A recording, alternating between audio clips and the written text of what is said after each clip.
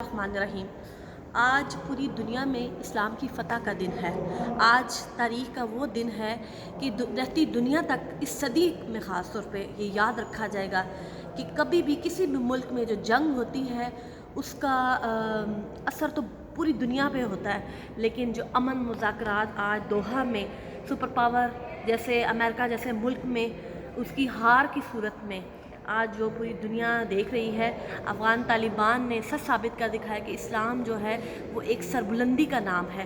اور میں اس بات کا کریڈٹ سب سے زیادہ جو ہے عمران خان صاحب کو اس لیے دوں گی کہ عمران خان صاحب وہ واحد لیڈر ہے جو ہمیشہ بات کرتے تھے کہ امن اور مذاکرات کے ساتھ ہی کسی بھی ملک میں آپ بیٹھ کے بات کر کے ہی اس کا حل نکال سکتے ہیں۔ جنگ کسی بھی صورت میں کسی بھی ملک میں انتشار پھیلا کے جنگ کر کے کبھی بھی آپ مقصد حاصل نہیں کر سکتے۔ میں خاص طور پہ آج اپنے کشمیری جتنی بھی ہماری لیڈرشپ ہے میں ان لوگوں کو یہ پیغام دوں گی، آج ہم کشمیریوں کو یہ سمجھنا چاہیے کہ آپ دیکھیں کہ کشمیر کیوں آزاد نہیں ہو رہا۔ 73 سال گزر چکے ہیں، آج ہندوستان جو ہے وہ وہاں پہ ظلم اور بربریت کر رہا ہے۔ آج 210 دن گزر چکے ہیں، کیوں ہم کشمیر کو آزاد نہیں کر پائے؟ حالانکہ ہم لوگوں کا مقدمہ بھی حقیقت میں جینون ہوتے ہوئے بھی ہم لوگ پوری دنیا میں اس کو نہیں آواز اس طرح اٹھا پائے، نہ ہم اس کو بیان کر پائے۔ اس کا ریزن صرف ایک ہی ہے، نہ تو ہم لوگ منظم ہیں، نہ ہم لوگوں نے کبھی بھی اپنی قیادت کو سمجھا ہے۔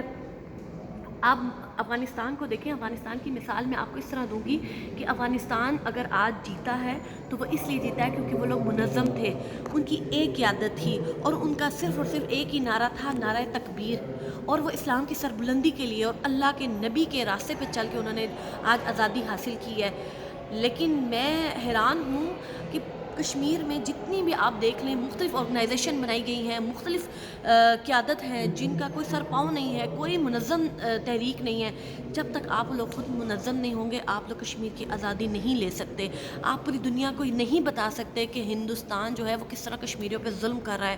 آج 210 دن گزر چکے ہیں، لیکن پوری دنیا کو معلوم ہوتے ہوئے بھی کہ کس طریقے سے مسلمانوں پہ وہاں پر ظلم ہو رہا ہے، لیکن کوئی بھی اس بات کو ہائی لائٹ کرنے کو راضی نہیں۔ اس پہ کوئی بھی ثالثی ٹرمپ پریزیڈنٹ جو ہے وہ کہتے تو ہیں کہ ثالثی کا کردار ادا کریں گے، لیکن ابھی تک انہوں نے کچھ کیا نہیں ہے۔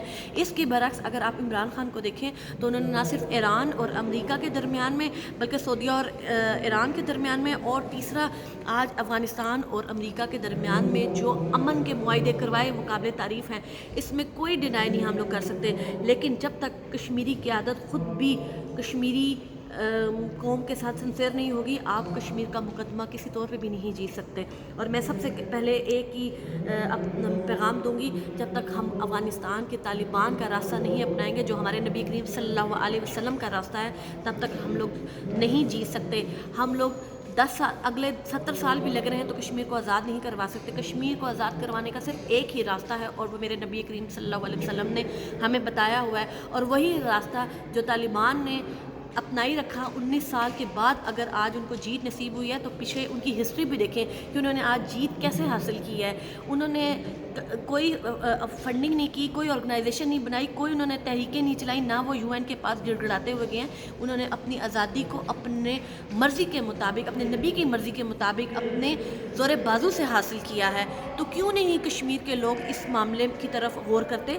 میں تمام کشمیریوں سے اپیل کروں گی کہ اپنے مفادات کی جنگ لڑنا اب چھوڑ دیں۔ اب اصل جو حقیقت ہے، جو کشمیریوں کی آزادی کی بات ہے، ان مظلوموں کو سوچیں کہ دیکھیں کشمیر میں آج 210 دن ہو گئے ہیں لیکن ہم لوگ کچھ بھی نہیں ان کے لیے کر پا رہے۔ یہ آپ کے کندھوں پہ ایک بہت بڑا، آپ کی ضمیر پہ ایک بہت بڑا بوجھ ہے۔ شکریہ۔